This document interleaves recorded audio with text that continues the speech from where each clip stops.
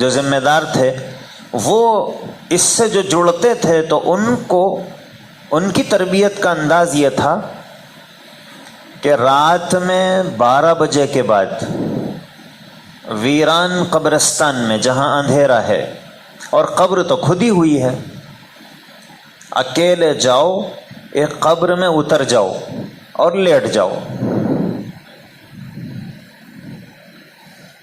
اب لیٹ کے سوچو کہ آج تو میں اپنی مرضی سے آ کے یہاں لیٹ گیا، کل لوگ مجھے لا کر یہاں لٹا دیں گے، تو اس وقت میرا کیا ہوگا؟ 1 گھنٹہ وہ قبر میں لیٹ کر پھر نکل کے آؤ۔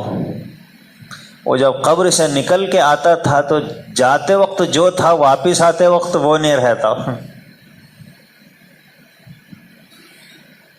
اتنی سخت تربیت کا انداز تھا۔ اور ہم لوگوں کو اگر کہا جائے او ہو،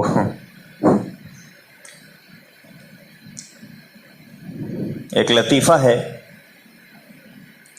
کہ ایک صاحب، ایک مول صاحب تھے، ان کا نام تھا عبد الغفور۔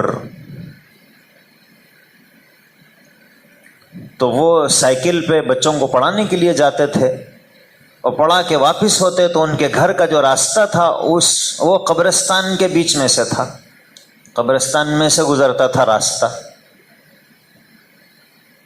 تو روزانہ رات میں عشاء کے بعد وہ اسی قبرستان میں سے گزرتے، مگر عشاء کے بعد رات میں گزر رہے اور اندھیرا ہے اور قبرستان میں سے گزرنا ہے، تو وہ جیسے ہی قبرستان میں جاتے تو آواز سے پورے قبرستان کو پہلے سلام کرتے تھے، السلام علیکم یا اہل القبور، تیزی سے گزر جاتے تھے۔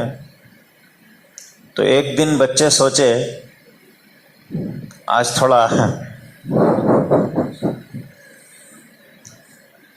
تو بچے پلان بنائے کہ مول صاحب جب ادھر سے گزریں گے اس سے پہلے کچھ بچے وہاں چھپ جانا اندھیرے میں، اور جیسے ہی مول صاحب السلام علیکم یا اہل القبور بولے، اپن پورے لوگ ایک ساتھ مل کے جواب دینا۔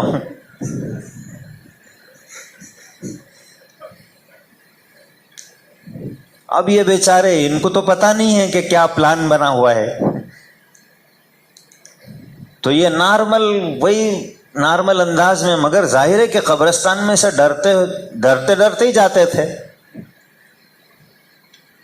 تو جیسے ہی یہ قبرستان میں سائیکل لے کے اندر گئے اور انہوں نے کہا السلام علیکم یا اہل القبور، یہ بولتے ہی کئی بچوں کی ایک ساتھ آواز آئی وعلیکم السلام یا عبد الغفور۔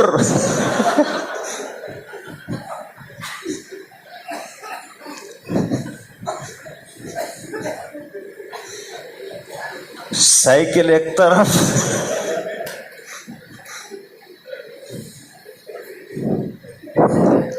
بھاگے وہاں سے۔ یہ سمجھے اتنے لوگ ایک ساتھ جواب دے رہے ہیں، تو انسان کو تو اتنا ڈر لگتا ہے۔